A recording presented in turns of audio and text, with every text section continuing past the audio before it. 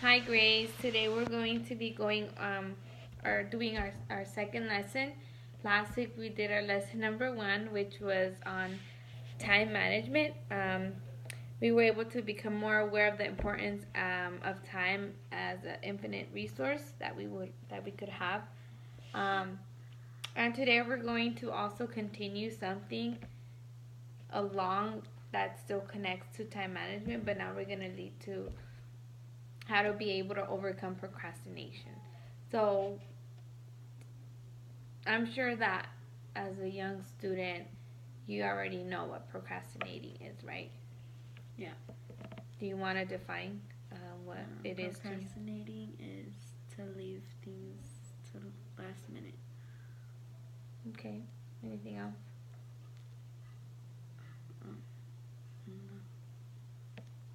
Leaving everything last minute, such as what? Homework, cooking, just regular stuff. Homework, cooking, and even like, what would you say is one of the biggest pieces that you feel you procrastinate with? Is it projects, homework, or studying? Projects. Projects. Is there a reason why? Because for homework, it's usually due the next day, and for projects, they give us like an amount of time, and we're just like, oh, we have this time, or well, we have 3 more days left. We could do it tomorrow. Yeah, and I can agree with you because I know that I was there when I was um, in high school and also junior high.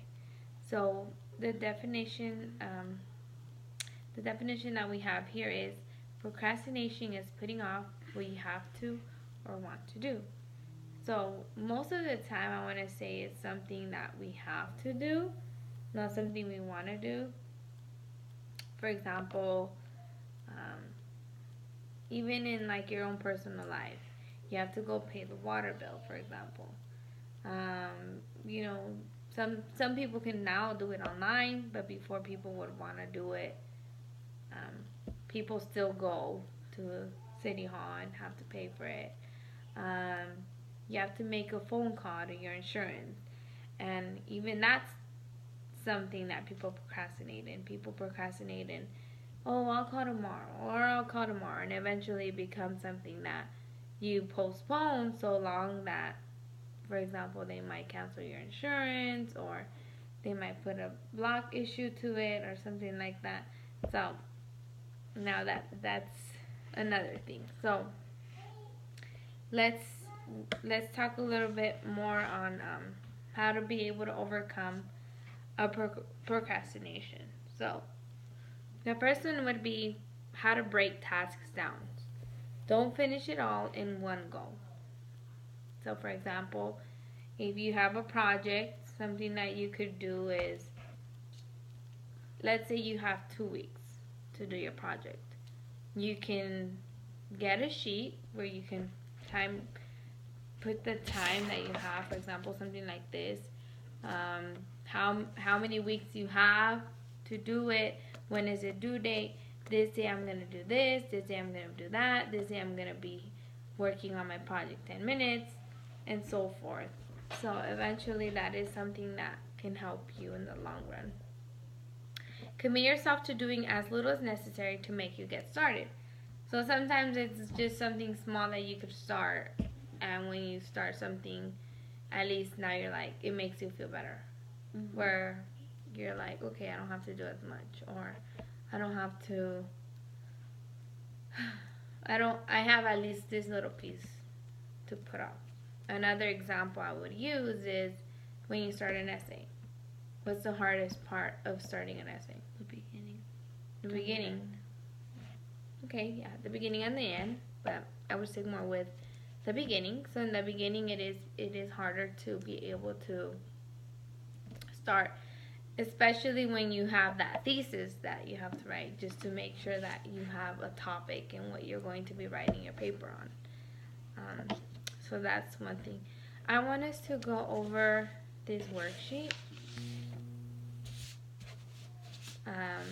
And I know it's something that you've already done. But so, what would you do if you did not procrastinate? You want to share a little bit? I would have better grades. I would have more time to myself, and I would be able to go out more. And I wouldn't argue with my parents about my grades. That's a good point. So, a second question is, if you didn't struggle with procrastination, how would your life be different? I think it would be more organized in a way, Why do you think that? because I would have like stuff done earlier, and I would have stuff done earlier and have free time, or I would have like a subject done, and then I could just do another one. Mm-hmm. Anything else?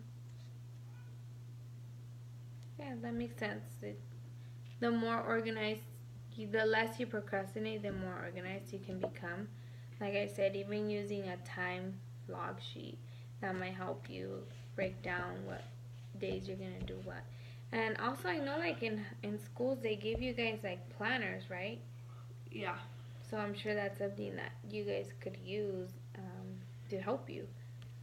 And I believe that also procrastinating is something that eventually catches on to you. What do you think? Have you had any experiences on that? Yeah, because in elementary I wouldn't really procrastinate other than project. But I feel like not high school, in middle school, like I procrastinate more in my homework than I used to. Yeah, I think that you move on to junior high school, you have more homework assignments, you have more teachers, so you come home and you don't want to do so much work. You come home and you're just like, oh, I'm over it. Mm-hmm. But you have to get the work done. So, do you feel that you procrastinate often now? Yeah, I feel like I do. Do you feel like your friends procrastinate as well? Some of them. Some of them. Yeah. How often do you catch yourself procrastinating? Like, how often do I stop and think, or like, do I just How often do you do it? very often? Like, how often do you notice that you do it? Like, every day. On Every the day? weekday. Well, when I get a lot of homework. No. Do you think it's something normal for you to do? Has it become like a norm in your life where procrastinating is just like, oh, I'll do it tomorrow. I have time still. Do you feel like it's become a norm in your life? Yeah. Yeah.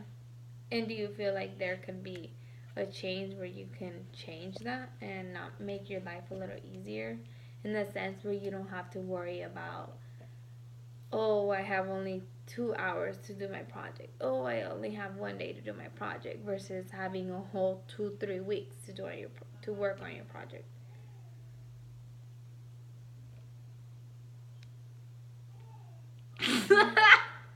You laugh, but it's the truth. Like, you need to, this is something that might help you in the long run. Yeah. It's funny because it's something that really happens, and you really Yeah, like a project. Yeah. Okay, so I'm gonna go over like a few reasons why people procrastinate. So the first one is fear of failure. So people procrastinate because they cannot control other people's responses to their work, or evaluating their responses could create anxiety. Perfectionism, having unreachable standards, will discourage you from pursuing a task. So if you are a perfectionist, you're so scared of being so perfect that eventually you fail. Fear of success, afraid of what might happen if we were successful. That one's an interesting one. people are afraid of success, so that's why they procrastinate.